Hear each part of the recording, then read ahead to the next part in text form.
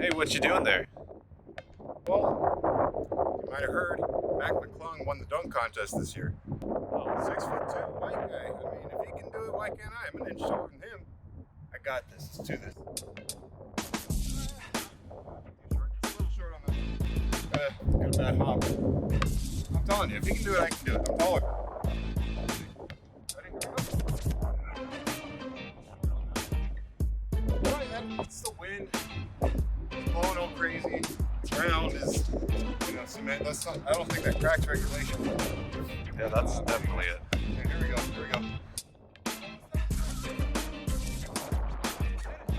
Oh, We did it. dang, I missed it. Woo! Dang. That would have been on ESPN. Mac McClung, I'm coming for you. It's episode 11. Right now.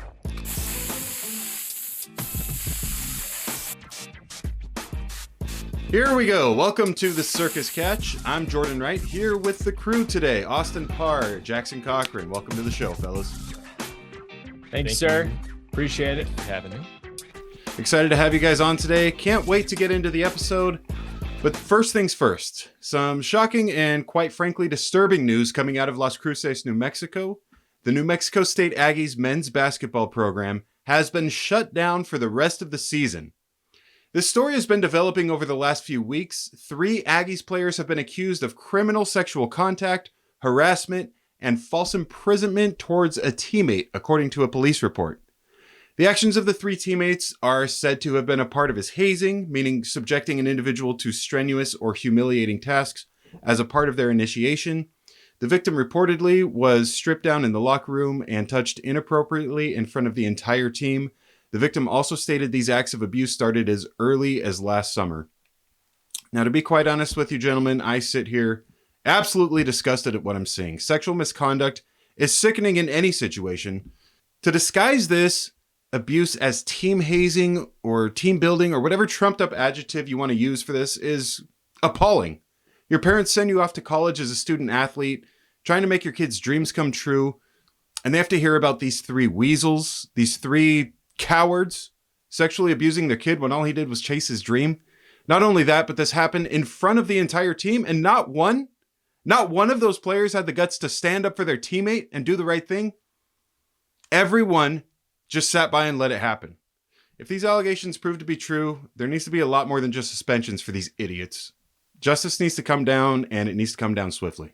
Whenever everything broke about the story, it just kind of made me remember what some form of hazing I took on, in middle school, and it's just not good at all. Nothing to this level, just bullying. But moving forward with the program in New Mexico State it's just gonna because they closed down basketball operations, the coach has been fired, and the athletic director has also been fired. But a lot of these players are already starting to transfer out because of everything that has happened, because they're just trying, as you were saying earlier, this one player who has filed the allegations and filed the police report, he just wanted to chase his dream, playing for a university and being part of a brotherhood and a unity and a team. And this is something that you don't want to have, especially depending on where he lives, and moved away from his family to actually chase his dream. And it's just appalling. It's disgusting. And it upsets me. Just try to continue to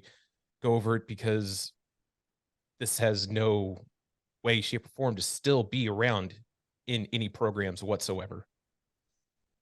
Yeah, I completely agree. I mean, very strong words from both you guys, and I don't really have any other strong words to add to that, because I agree with those words. It's disgusting. It's cowardly. This is something that should not be happening in college sports at any level, high school sports.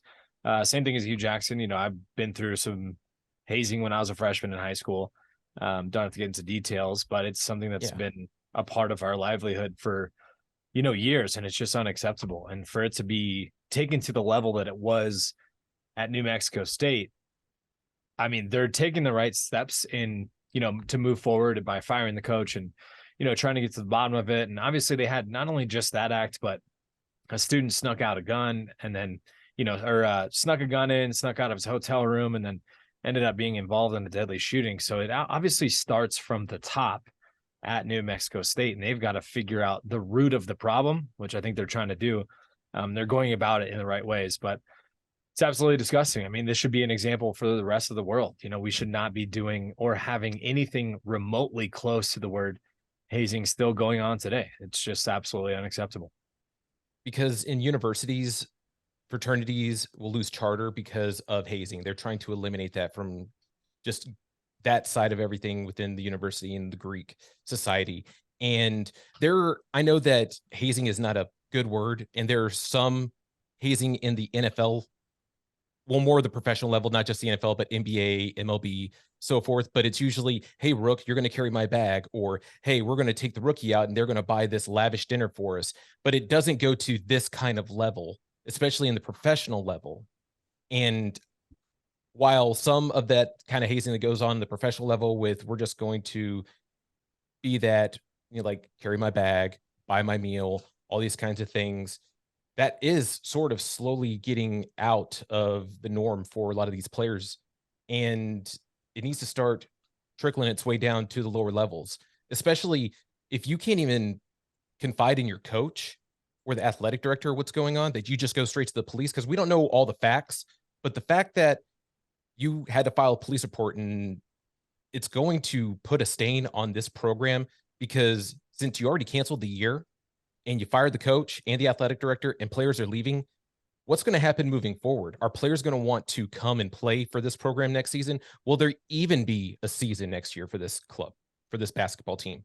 It's just, it's bad for the university, and hopefully they can get everything resolved and can move forward from this. But yes, the player who initially filed the police report, I applaud you for taking a stand.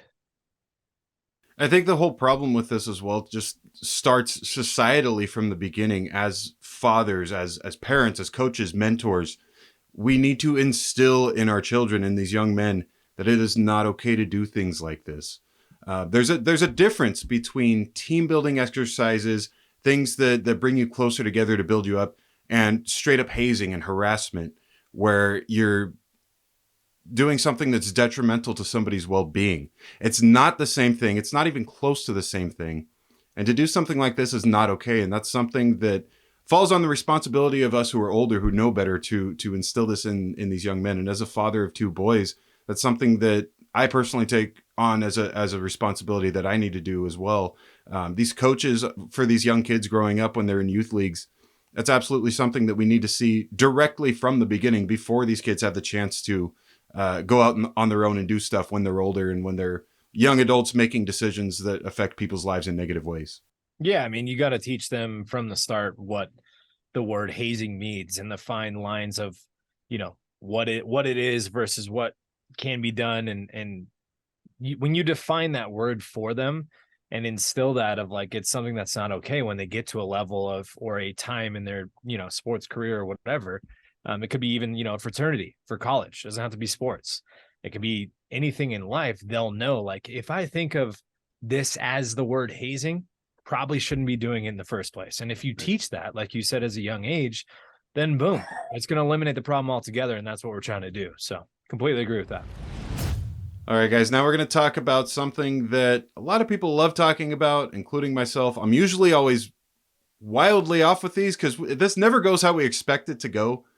We're going to talk about the quarterback carousel in the NFL. At the moment, I see 10 different teams that I have no idea what the heck they're going to do at quarterback. But here's my theory.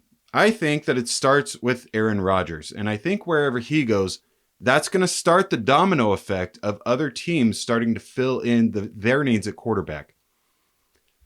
Do you guys have any idea where Aaron Rodgers is going to go this year? He's going to stay in Green Bay. Okay. It's as simple as that. I'll eat my hat if I have to. I hope I don't have to eat my hat, but he has that contract through Green Bay. There's no reason for him to be traded, because he should finish his career out there. And unless the Packers are tired of just what's going on, y'all let this go on with Brett Favre, and now you're letting it go on with Aaron Rodgers. If you really want to just get rid of Aaron Rodgers, then get rid of Aaron Rodgers. It's also part of Aaron, but it's also on your side too, Green Bay. So if you really, really want to move from Aaron Rodgers and see what you have with Jordan Love, then just go ahead and get it over with. Stop letting these narratives go on and saying he's going to his retreat, he's going to figure everything out, and he's going to come out with a clear mind. Just get it done. It's not that hard. So for me, he's staying in Green Bay. It's the Packer way. I disagree. Let me know. You make a lot of good points. I think personally that he should stay in Green Bay. I think he should. He's built a lot of rapport with all these young rookies. And what does that say to them? He's building all this team chemistry. You saw the success that started to happen at the end of the season with Christian Watson, starting to build the team up, and they're trying to build a team around him. So of course, yeah, he should stay out live out his contract, but would it not be great to just see him with a little reunion and Davante Adams in Las Vegas? He's been playing around with that idea a lot on the Pat McAfee show. And when he was doing the AT&T Pebble Beach Pro-Am playing golf, a lot of people were just messing with him, talking Raiders, but he may come out of this darkness and, it may still be a little bit of black and silver for him. It might come out with his eyes, and I could totally see him reuniting with Davante Adams. Why not? I don't see Rodgers fitting in Vegas as a personality. I don't think that's a part of who he is. But I also think his time in Green Bay is done. I think that was clear on the last game of the season when we saw them lose to the Lions, taking a look around Lambeau Field. I didn't get that feel from him the last couple years when we kind of thought, maybe he's staying, maybe he's going. The feeling, and it's all just based on feeling anyways, but the feeling is he's done there. And if he's not, why do you take that first round pick in Jordan Love? They're priming Jordan Love. It's obviously taking longer than it's supposed to, but I think Jordan Love starts in Green Bay next year. I think Aaron Rodgers takes the best job on the market. And right now, the best job on the market is in New York. You have a studly up-and-coming defense. You have these young gun weapons on offense. Decent O-line that definitely needs to be a little improved, but Rodgers plugged into that system. You can't tell me they don't win that division, especially with the struggles that the Buffalo Bills are facing. I don't know. It could be, but, Gang Green, they were talking with Derek Carr also. He had lunch with Robert Saleh, and I believe, wasn't Adam Schefter there too? I don't know. I saw a Jets fan, post something on Twitter. It's all speculation with that, but. Well, all this is speculation. I know this is all speculation, but come on. I just don't see it happening. I don't see him going to New York. If anything, go somewhere in the NFC South, but I know that the Packers won't move him in the NFC, so it will be an AFC team.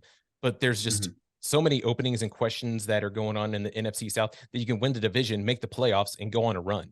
He's not a big media type of guy either, to be honest. I mean, I think that's one of the narratives that's always surrounding Aaron Rodgers is doesn't really like to be in a city that's the size of, that the media impact has in a city like LA or a city like New York or a city like Dallas or, those big time media markets. It's just not really his style. Would he fit in there? Of course he would. They would, they'd immediately be a contender to win the division. I don't think they'd be a Super Bowl contender, but it would definitely put the Jets on the upcoming. So, I mean, it's awesome to talk about, but, we're not going to know anything until he comes out of this darkness and reveals something, I think Rodgers loves messing with the media, and I think he's been doing it the last couple of years just to mess with us. I think he has no problem taking on the heat. He says these controversial things and comes out every week on the Pat McAfee show saying things that he won't say to anyone else because he wants to cause a stir. So I think secretly he does love that, and I think that being in New York is not going to be an issue for him. Just my opinion, but I think that if he's the one that goes there, Jordan Love obviously starts for the Packers. Derek Carr, I think, next best option for him, probably somewhere in the NFC South. It's a very winnable division. I like the Saints roster. I think he has good rapport with the Saints. He already knows Dennis Allen from his time in Oakland. And then from there, you look at the draft and you say, well, okay, Bryce Young, CJ Stroud, Will Levis, all probably going in the first round. Just a matter of who goes where. Obviously, the quarterback needy teams there. You got the rest of the NFC South. You got Houston. You got Indy. Vegas needs a quarterback. Chicago might be moving off Justin Fields. How do you guys see in the draft shaking out? everyone's planting seeds right now just to see where everyone's standing, because you hear Jim Irsay earlier this week, or maybe it was late last week, saying we like that guy in Alabama, referencing Bryce Young, but you have the 4th pick in the draft. But I know that but he also made a reference that he has a great relationship with the Chicago Bears, and there could be a potential trade right there. Jim Irsay just needs to be quiet and not play his hand, because it's going to bite him in the rear coming probably sometime in the near future, because you want to like plant some seeds, but you just don't want to be so obvious of what you like. Maybe he doesn't like it. Maybe he does like CJ Stroud. Maybe he likes Will Levis, but trying to put the panic in having other people trade up with Chicago, or even making the Houston Texans decide, hey, let's trade with Chicago to move up one spot and get rid of something else in the first round where we haven't had draft picks in so long, which would be completely idiotic, because let's face it, no matter what, if you love and you covet a certain player, then you're going to go after him. And it's going to come down to what they look like in shorts and a t-shirt, which is kind of dumb, because you want to see them in real life game scenarios, because you saw what Zach Wilson did. He did a out to the left, rolling throw across his body downfield in shorts and a t-shirt. We're falling in love with all these media days, pro days. We got to remember what these players have done in these situations when they play the game. I mean, you spoke about idiotic. I think it'd be idiotic for Chicago to move off of Justin Fields. I mean, let's be honest. Come on. The guy has proven he is a QB1. QB1. No questions asked. Both with his legs, he can throw the ball. He's very accurate. Does he have some growth to do? Of course. Yeah, he's very young. But, I mean, Chicago, they'd be stupid to get off of Justin Fields, and they should use their position in the draft to build around him. They could get so much for their draft pick that they don't necessarily need to use in those top, 5-10 picks. It's really hard. Same thing Jackson was saying, about how, we grade these quarterbacks coming into the NFL draft on shorts and a t-shirt, right? What they do at these combines, right? And it's like, how do you even predict whether these quarterbacks are going to be good or not? Because we've had quarterbacks come out of LSU or Alabama that are some of the top quarterbacks in the league, but we've also had quarterbacks come out of Alabama and LSU that are arguably might not be in the NFL in the next 4 to 5 years. There's a lot of swarming talk about, and it's not my statement, but Mac Jones and how he's just not getting the job done in New England, and they might move off of him as a quarterback. Then where's he going to go? So it's really tough to speculate on the NFL draft every single year, because you truly don't know. And because the jump from college to the NFL is very big. It's a big jump. Whether you play in the SEC or not, it's still a magnificent jump for some of these players. And it's just hard for me to say, like, this is where I think this person should go, where I'd rather talk about, where all these offseason moves are going to happen. Then that kind of sets things up for the draft and where things are going to go. We also didn't talk about Lamar Jackson. Still doesn't have a contract offer from Baltimore. Yes, they could tag him, but I mean, if these talks continue to go negatively, who's to say Baltimore is not going to start taking some phone calls for Lamar Jackson? And who's to say, 26-year-old MVP quarterback is not going to go make some team, an immediate contender? I think the Ravens would be absolutely idiotic to move off of Lamar Jackson, but it looks like more and more that you're not getting a long-term contract done. Especially with Lamar, they can still franchise tag him unless someone can come in, let's say with a Russell Wilson ransom or a Deshaun Watson trade offer, that they can just throw all these picks to the Ravens just to get Lamar Jackson over there. Because I don't believe Lamar Jackson has a no trade clause. But I think that it is, if anyone's going to move this offseason, it's Lamar Jackson. Well, not saying that Lamar Jackson's getting moved, but he is the sweepstakes of the player because he's still young. And if you can get him a contract and get the right team set around him, you're still going to be able to compete in the NFL.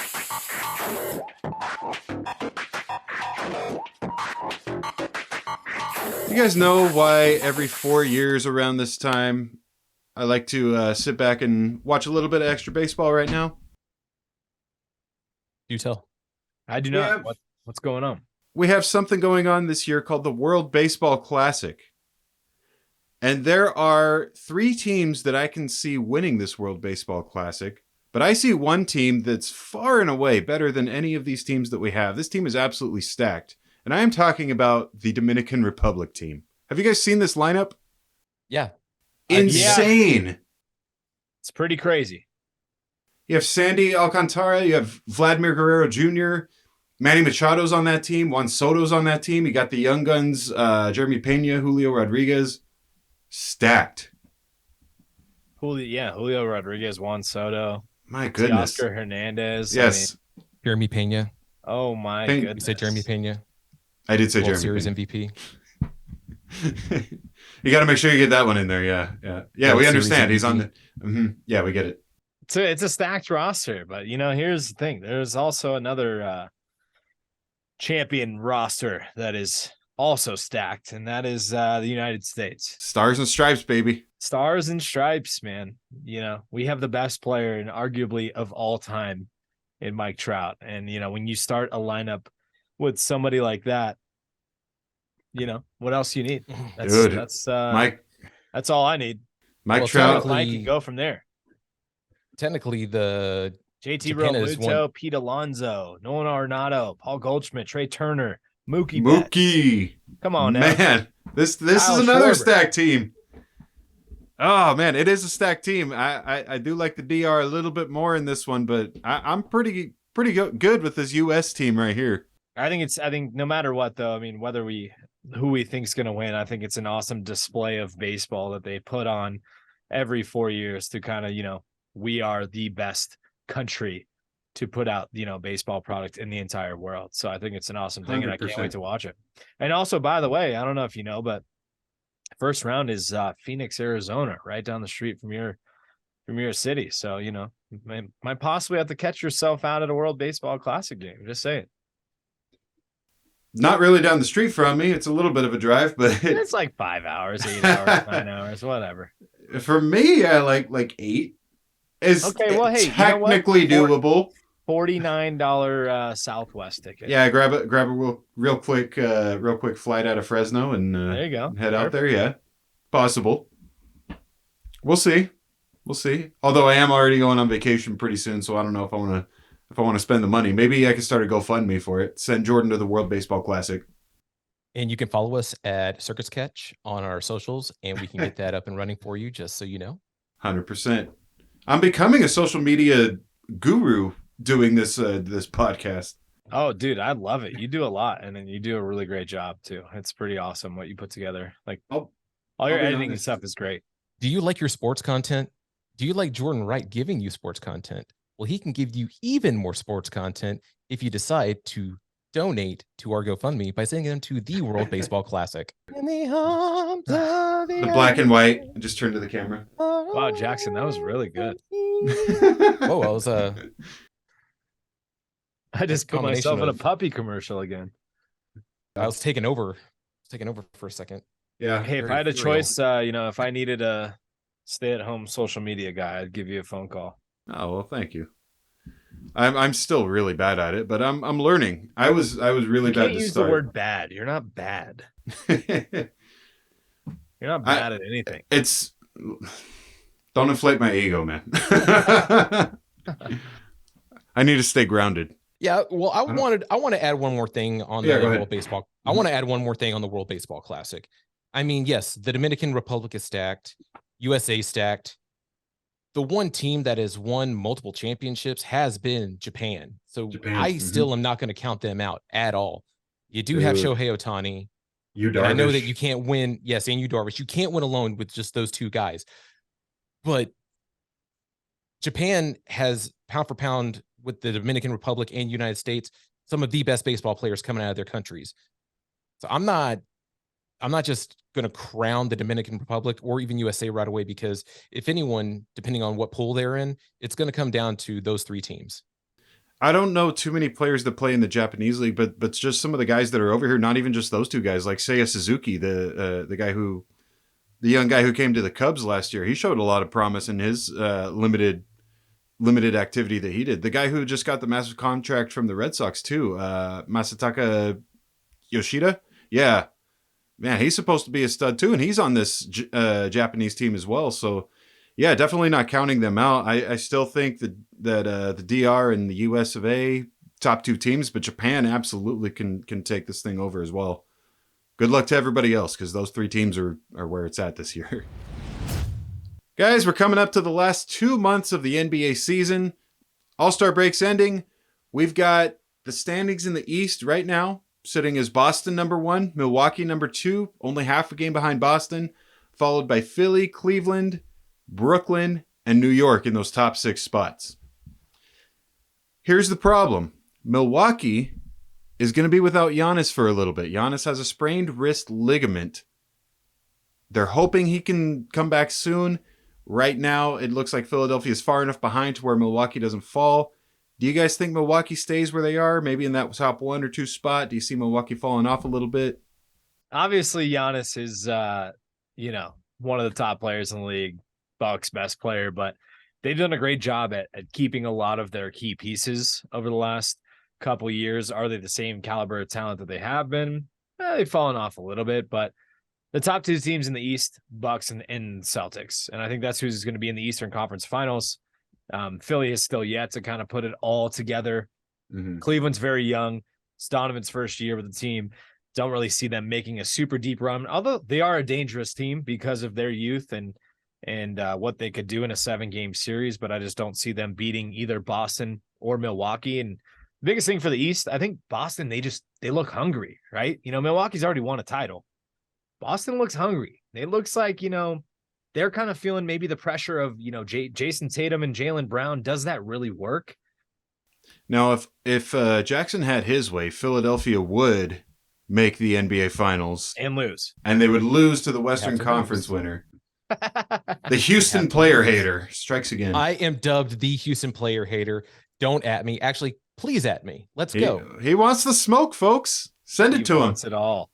All right, guys, over in the Western Conference, we still got Denver in that top spot. Memphis holding on to number 2. Sacramento. The Sacramento Kings haven't made the playoffs in a very long time, and they're sitting pretty at number 3. Then you've got the LA Clippers at 4, Phoenix at 5, and Dallas at 6. You expect Phoenix and Dallas to maybe move up in those standings. Clippers, possibly as well. They have the talent to do it. They have the big names. They got Kawhi. They got Paul George. They got the greatest player in the league, Russell Westbrook. Sorry, I can't even get through that with a straight face. Let Russ cook. Ugh. What did I say last week? Not a good time to be Russell W. No, not a good time. Now he's going to be even hated more. He's got his buddy Paul George, and maybe that's something. Playoff P. God. Sacramento and Memphis. Those are the teams, though, that I have a little bit of concern about. More Sacramento than Memphis. Memphis has some really good star players that can keep them afloat in those top spots. Does Sacramento feel like a team that's going to stay in this top 6 and not fall into a play-in? I don't think so, personally. I don't think they have the pieces to continue this great play, right? They don't also have the experience down the stretch, at post All-Star break. They've had a great start to the season. You got to give them all the credit. Could they win a postseason series? Yeah, of course they absolutely could. Are they going to be a contender in the Western Conference? I don't think so. Are they better than Denver? Are they better than Phoenix with Kevin Durant? Are they better than Dallas? Are they better than even the Clippers? I don't really think so. I mean, the Memphis Grizzlies, to me, actually look like one of the best teams in the conference currently, just with all the pieces that you have. Of course, you're going to talk about Ja Morant, but Desmond Bane is a baller. Yes. And he is a very good basketball player, and you need a secondary scorer like that off of Ja that can come in every single night and drop 30. I mean, we've seen it multiple times this season. He did get hurt for a little while, but he's fully healthy now. And Memphis looks like a team to watch out for, a little bit of experience under their belt now, multiple playoff series, multiple years with disappointments. That looks like a team that could, potentially make a deep run here in the Western Conference. And as much of a villain as Dylan Brooks is, he's one of the most hated players in the NBA. Very dirty. Essentially, their version of Draymond Green on this team is how I see that. What do you think, Jackson? I'm still just going to be sticking with Denver going on a run. Obviously, with the Suns getting KD and having Chris Paul and Booker, DeAndre Ayton. They have a nice stacked team, but I think that's what we were talking about last week was how good is their bench though, because they did have to get rid of a couple pieces to allow KD to get over there. And you're only, like I was talking about what Barkley said, you're only as good as your bench because you can have your good starting five, but you still have to be able to give those people some minutes and give them the rest that they need. Do you consider Dallas being a real threat to any of the top teams in the West? The only reason I ask is because it's just very interesting to get Kyrie and Luka to really be on the same page this quickly, and then also like be able to have both of them carry an entire squad, in a playoff series. So just curious. Yeah, here's the thing. If they're both healthy and they're both on the floor at the same time, absolutely, because Luka has been doing this all by himself the entire time, and he has needed help, and he hasn't been able to get it. So if Kyrie can be the guy that we know Kyrie can be, he can help them probably not win a championship, I'll be honest with you. They ain't winning... I was going to say a bad word. They ain't winning anything this year. But I think it'll help them stay afloat, and I think, maybe they got a puncher's chance. Guys, thanks for coming back this week. 2 weeks in a row with you fine gentlemen. We appreciate having you on. Tune in next week, folks. We got a really interesting episode. I'll be talking some soccer with a lot of local experts here in Central California. So, from California, Montana, and Texas, so long. Peace out, guys. Thanks, Jordan. Thanks, Jordan.